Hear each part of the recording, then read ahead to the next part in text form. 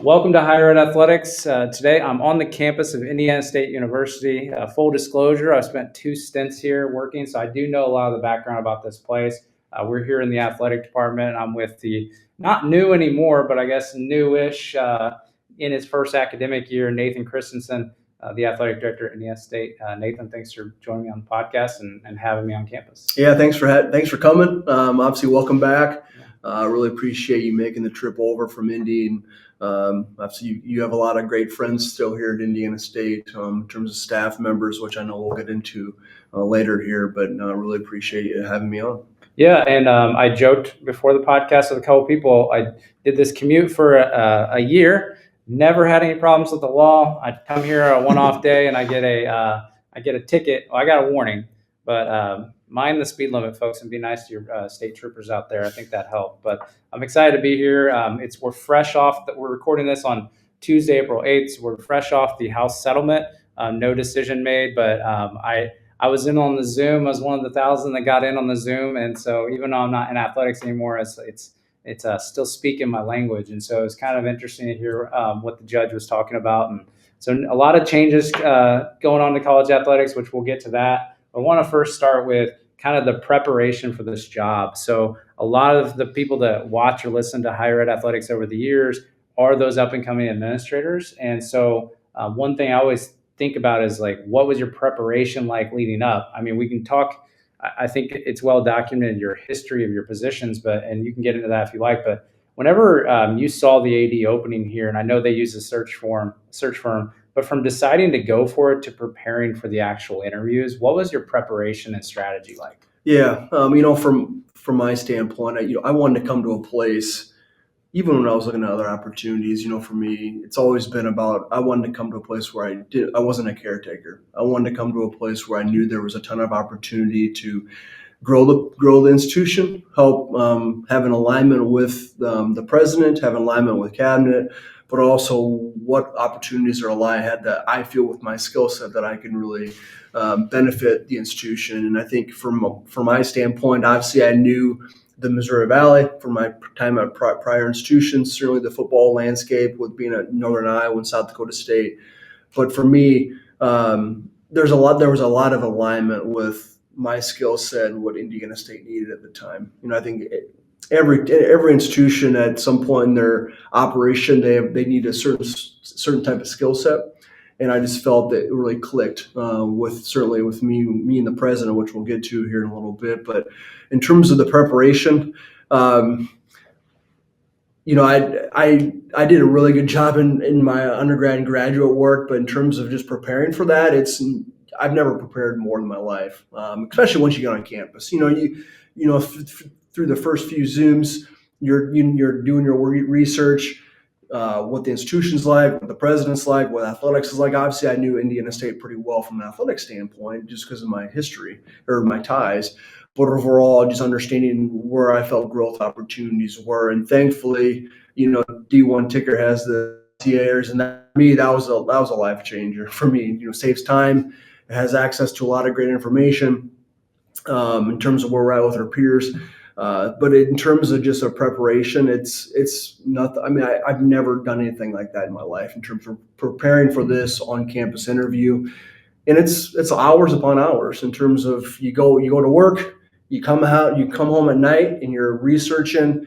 You're understanding that when you get into these rooms, that you can have great dialogue conversations with the academic folks, with the provost, with the community engagement people. And then obviously you got the coaches and athletic staff. So at the end of the day, you got to be in your A game and you got to know what you're talking about. And you're not going to be an expert in every area. Like I'm a fund revenue generation. So in terms of the academic side of things, I'm not going to know everything, but you got to be able to at least speak the language and understand what needs to be accomplished and how you feel that your vision and what you feel your traits can do to really impact this institution. So from a preparation standpoint, I mean, it's a lot of work, but it's one of the most enjoyable experiences, really. And I'll be honest, this is my second time I've ever been through an AD search.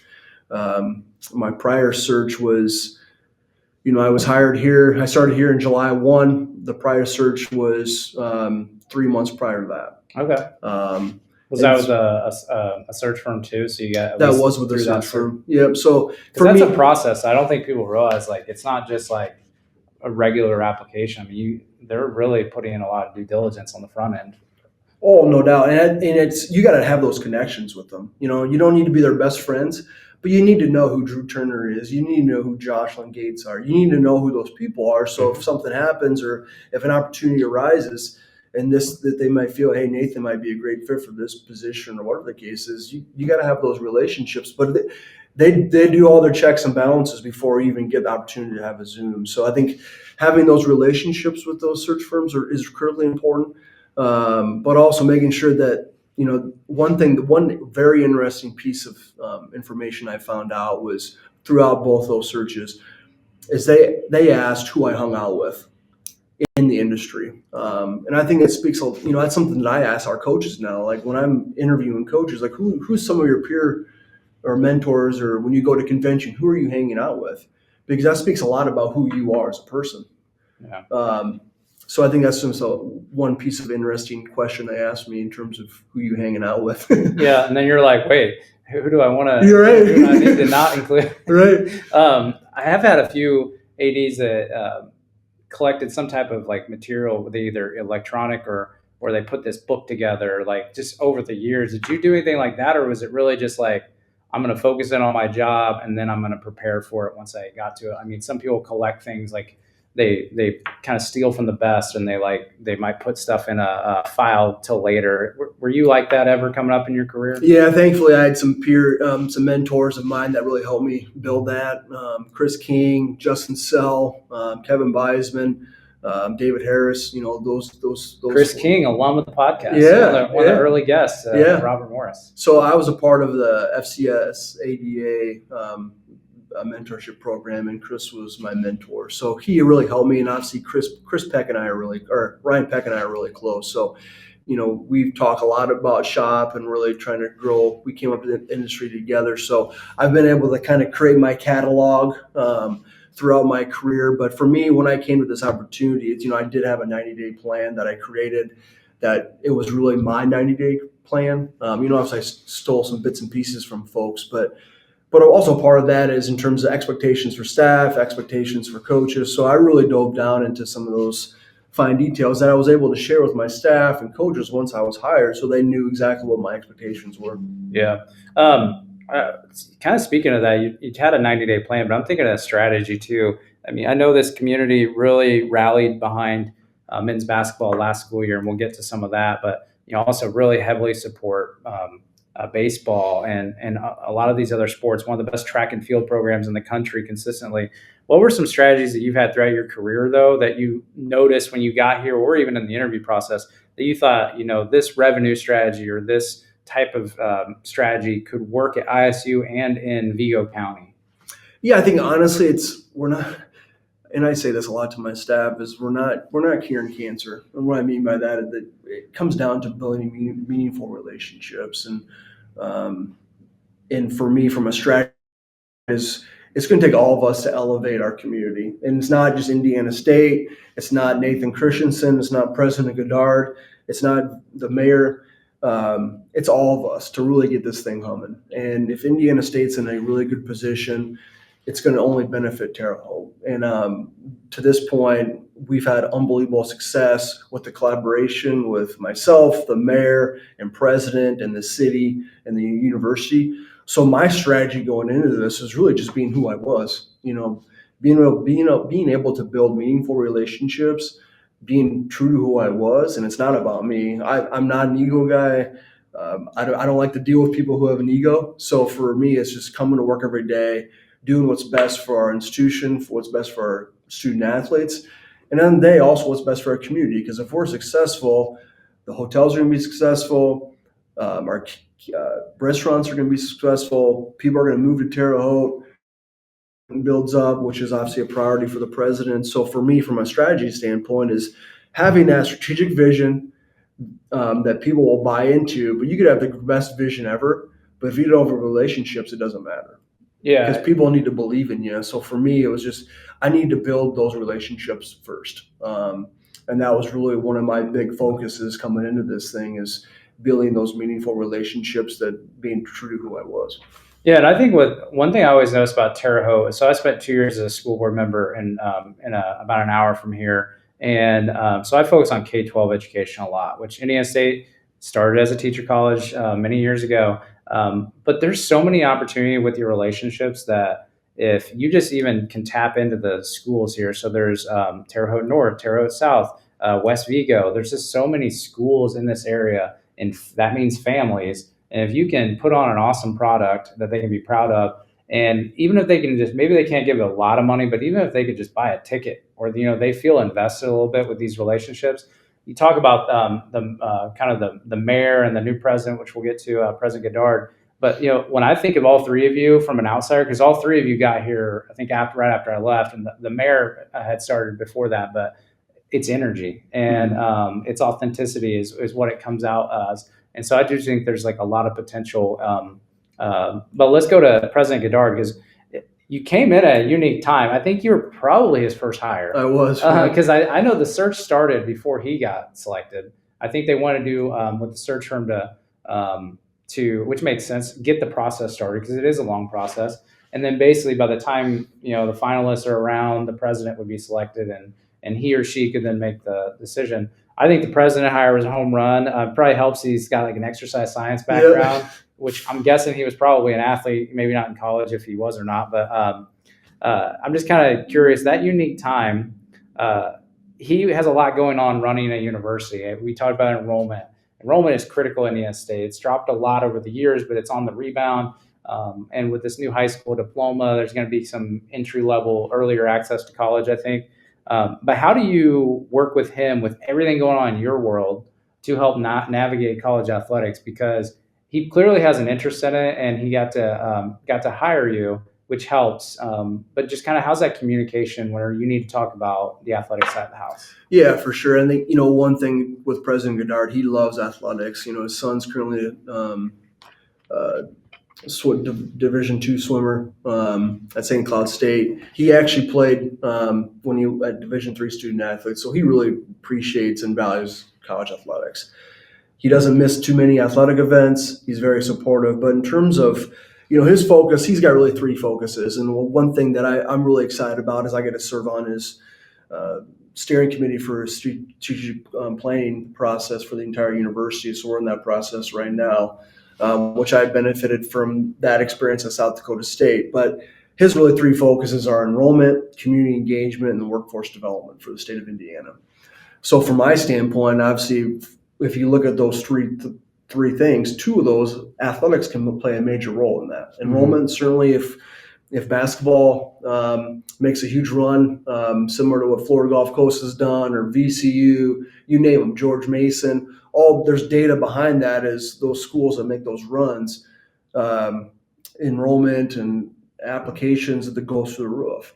So athletics, even outside of making deep runs into men's basketball, if we do our job and put athletics on the map, we're the front page of the newspaper, good, bad, or otherwise. Yeah. So hopefully on the good side of things, but then also on the community engagement. So really, his big three focuses, two of those athletics can really play a major role in. Yeah. So the conversations that I have with him is, I want to be able to work with the College of Engineering, the College of Business, and we just hired she's been in the role since Thanksgiving, but VP for Enrollment Management, who played basketball at Bowling Green. So she appreciates athletics. Her and I talk quite a bit in terms of things that she's working on to really boost enrollment, but how can athletics play a vital role into that? Because I do think there's a lot of value in that in terms of showcasing our student athletes that may be from the Carmel area, because obviously that population continues to grow. Westfield, those types of areas where we can really tap into those markets utilizing our student athletes.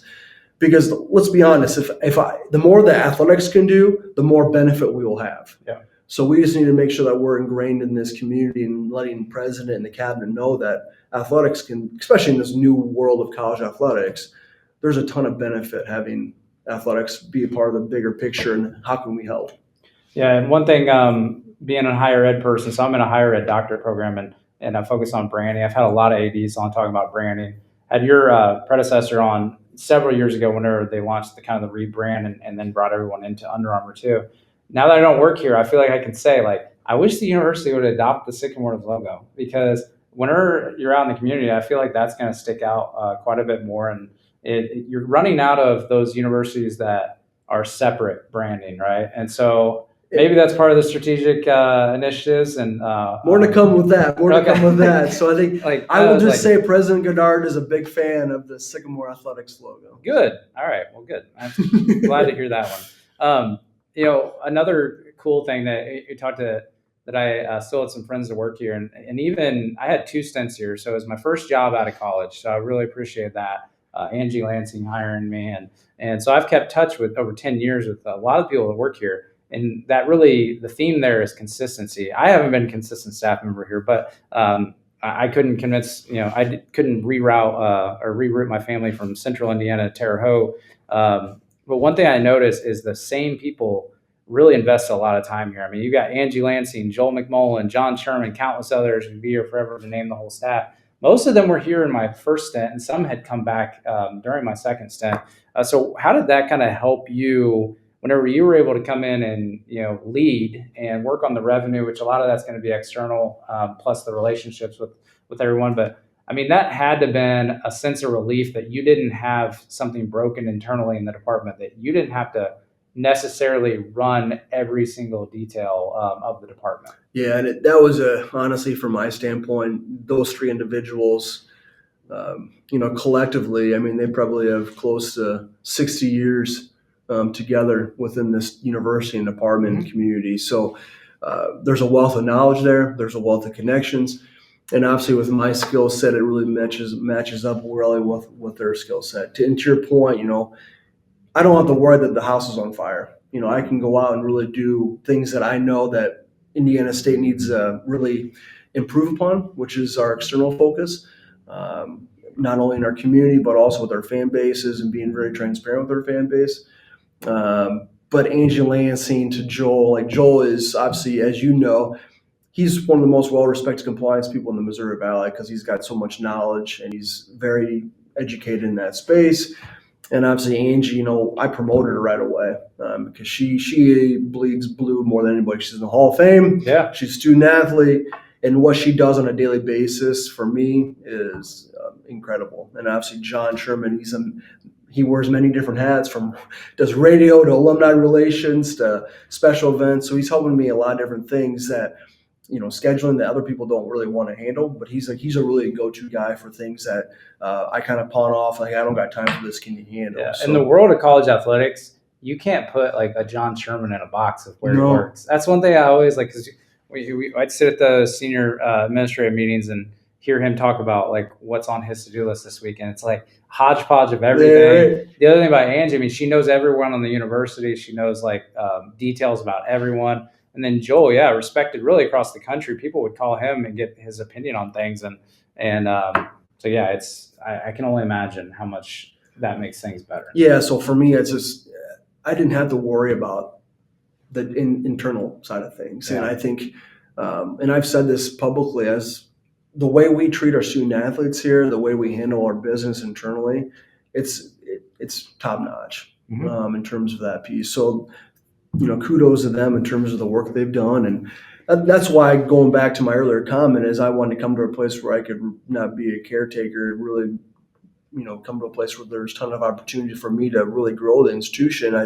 That's why I feel like what they've done is so critically important for the future of the success of this place. There's been a great foundation laid. We just got to continue to build upon it. Yeah, and I track as kind of a hobby with research is every AD hire at D1 the last like 5 to 7 years to try and see like a trend before COVID and after. You fit what you would say is like arguably the most traditional, because people need the revenue generation. There has been kind of this switch to more of a legalistic side of things, but it still comes down, at least at this level, to institutional fit. And what ISU needed at the time was clearly an external and a fundraiser. And I'd argue that that's probably a big background of President Godard too, with his task. And you both seem to be, I see online and stuff, you guys at a lot of events together. And so clearly it was a need that both of you are working towards. And so I think it probably goes hand in hand with the university can function and you both can kind of be more visibility is probably a big part of it too, right? Yeah, it really is. And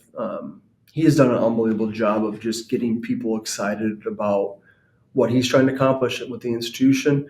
And I think our energy matches each other. And I understand when you come to work every day, people have, there's things that are going on outside of their world, outside of their job, right? If it's in terms of being an AD, you got to be able to manage people. So in terms of understanding once they get to work, how can we break down those barriers that they're successful at their jobs? But also for me, I need to bring the energy. And not that I'm pretty self-motivated, but it's also too, is like, I think this is pretty cool to what we get to do. We get to go watch our student athletes compete at a high level. Yeah, our world's been flipped upside down 1,000 times, but we're all dealing with it. And it's, again, we're not, it's not a science project. Let's have fun with it and roll up our sleeves and get after it and do the best we can with what we got.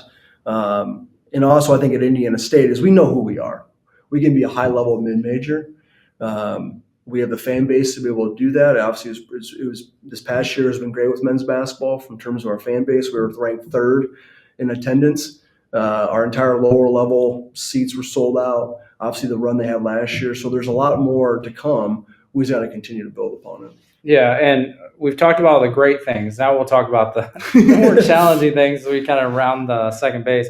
So the men's basketball, the transfer portal. Yeah, we talked about the success a couple of times already. I would argue that even if I hadn't worked here during that season, it was probably the best example of a roster of a main sport just being completely gutted. And partially, very much transfer portal, also coach leaving. And so anyone could have left. But in this world, I mean, that had to have been probably the big concern I had was, what about next year? And because I had been there in 5 years prior to that, and the Holman Center was almost empty, and it hadn't been renovated yet. If you haven't seen the Holman Center, you need to check it out. It rivals anything. It's an awesome facility. You can see the 20-foot Larry Bird statue out front if you want. But is this brought up with a lot of donors about last year to this year and the new reality? Do you feel like the education level of what happened and why it happened, and of why the team got basically evaporated in this new world of college athletics, does that come up in the donor conversations? It does quite often. I would say every conversation, honestly. But I also think they don't blame. I don't think they can blame the athletic department. No, it's just the nature of the world that we're in. But I would say, I almost feel that it's helped our fan base. It's helped our donor base understand the world that we're in, have them understand how important resources are. Yeah.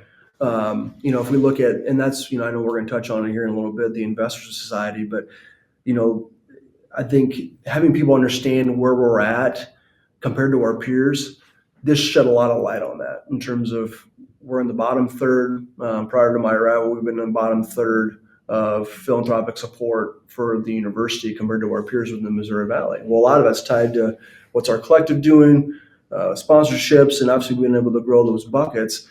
But I think that's just having those hard, honest and transparent conversations has helped us, because people are well, why did this happen? Well, this is why. Yeah. How can we help? Well, this is how you can help. So from my standpoint, I appreciate those conversations because it's only going to make us better. And obviously some people don't like the world of NIL. Some people don't, but it's here. I personally don't like it, but if we want to be successful, we got to play the game. So, and obviously now with the revenue share, it's going to be a little different.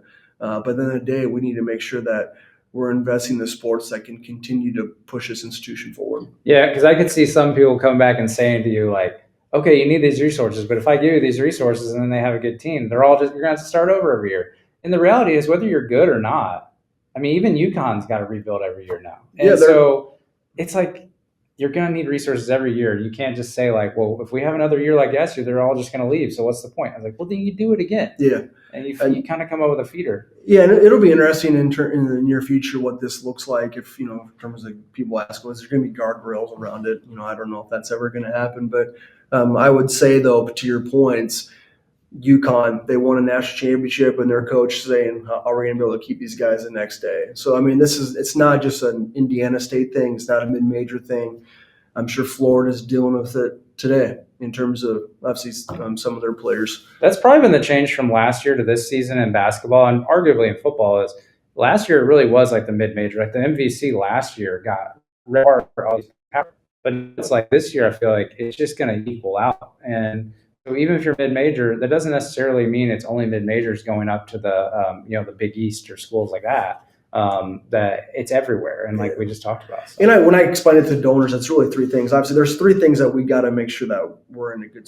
In terms of if you look at men's basketball, we got to make sure our operating budgets are in a spot where we can continue to make sure that our guys know that they're getting treated well. Where's our facility at? Our basketball practice facility, the structure is great. It's just when you walk into it, it's aged. So we're looking at investing in this facility here. And then obviously our NIL. Those three buckets are critically important for us to be able to be successful. And we're not going to be able to keep every kid 4 or 5 years. But how can we keep those core group of guys around, keeping that culture in place? And Matthew and I have conversations all the time about this, of keeping those core kids around for 4 or 5 years so you have that stability. And then how can we keep, obviously Jake Odom, that's a good example. Would he have stayed here 4 or 5 years? He's probably, he's in our Hall of Fame, Terre Haute kid. He probably would have left. But that's the type of kid that we need to make sure that we keep 4 or 5 years in our program. Yeah, and I think that's where high school recruiting everyone wants to recruit the portal only. But like if you invest from when they're a sophomore, junior in high school, maybe then you have the family in your corner about this is a really good coach for you. And so yeah, I think all those points are valid. Well, I want to get into the House settlement, but before I do that, why don't you tell about the Investor Society? You kind of mentioned it, but what is the Investor Society, and is really the point? Is that like the pool that you would use to solve all the things we talked about last? This is when I first got started. As I was analyzing our fundraising efforts and kind of where we're at, people that had multi-year pledges, how can we continue to grow that? We have a varsity club like everybody has, an annual fund. So for me, we needed to have another arm from a leadership giving level. So we have from $25,000 all the way to $500,000 over a 5-year period. We have 6 different levels. And for us, it's really a way for us to recognize those folks that do multi-year pledges, but also leadership gifts. And it really focuses on 3 areas. Operating budgets, facilities, and sustainable success. Well, sustainable success is NIL, obviously our operating budgets, and the whole piece of it all. So it's tied into both. So you can give to the foundation, or you can give to our collective currently. Obviously, in the future, that may change in terms of what the structure looks like. But for us, we want to make sure that we're working together with both entities in terms of that front. So it's really just a way for us to recognize it, get people involved more, another selling tool for us to be able to have those conversations with our donors, and it's been successful. We had a charter member list, and then obviously we've been able to. I think the first month that we kicked it off publicly, we had over 15 people basically call sign up to do it. So it's been really successful. And I was able to hire Tyson Baldwin as our associate dean for development, and he's really stepped up and helping me really grow that space. That's awesome. Well, before we talk about House, I will say when you talk about the basketball facility, I think there's something wrong with the rims, because I could never. I'd go in there with the guys and I could never get the shot to go in. So I think it's just off. Maybe the game's just passed you by. Yeah, maybe it has. I don't know. All right. So the last thing is, I don't know that I've seen anything. We've seen the Ticker does a really good job of putting out releases about this House settlement. House settlement. The latest Judge Wilkin was yesterday upon recording this, and no decision, but we expect her to make a decision in the next week or two. All valid points of the arguments, if anyone was on the Zoom and got to listen to it, or if you're out there in California.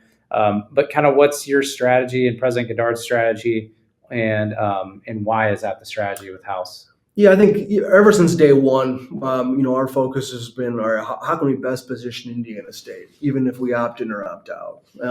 And for our standpoint, if you look at from the information that I've been able to gather with other ADs in the Missouri Valley, we're over, in terms of the roster limit, we're 54 student athletes over that number. That's the most in the Missouri Valley. I think second most is Illinois State in like 48 or 49.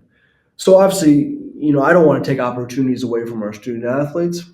So that was, just me personally, that's something that puts weight on me a little bit in terms of where we would actually have to take away these 54 spots, which that's an opportunity for a young man or woman to have an opportunity here at Indiana State. So that's certainly something that we discussed a lot.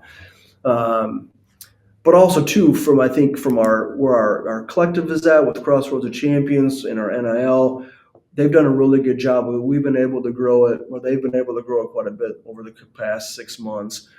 So kudos to that group. But as of now, we're kind of letting the dust settle before we decide. We declared that we were going to opt into this, but again, we have to let them know now, June 15th, what our actual decision is, if we're opting in or opting out.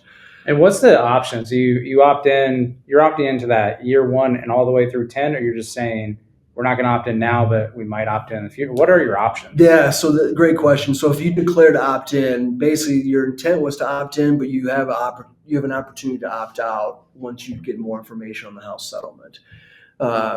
So for us, if at the end of the day, we would be opted out the first year in terms of 26, 27, just because of a lot of unknowns, especially with our roster limits.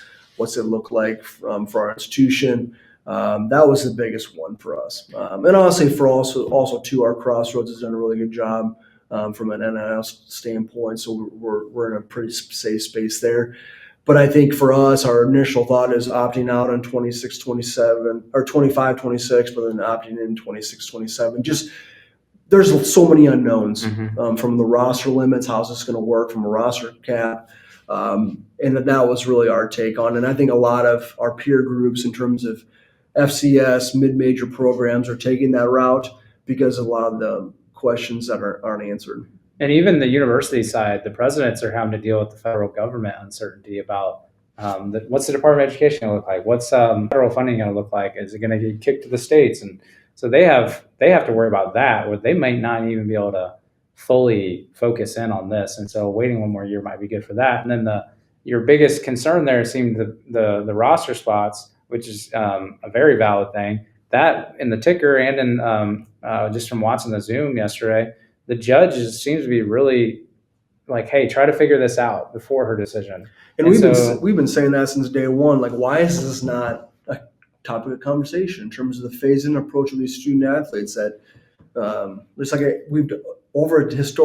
historically they've done that with anything type of I've seen in terms of rosters. So that's my biggest hang up with the roster piece, and I'm glad that she did bring that up. So yeah, that's kind of where we're at right now. Obviously, it might change in 30 minutes, but who knows what tomorrow will bring. Well, the last before I get to the last question is so Judge Wilkin. I will say, like, what I took out from that is like, how does a judge take in all this information? And she was dishing it right back out, like citing things, saying, no, that's not what the argument was. I was like, gosh, I could not be a judge. Like the memory those folks have to have, right? And because they'll get called on it, and she was ready for everything.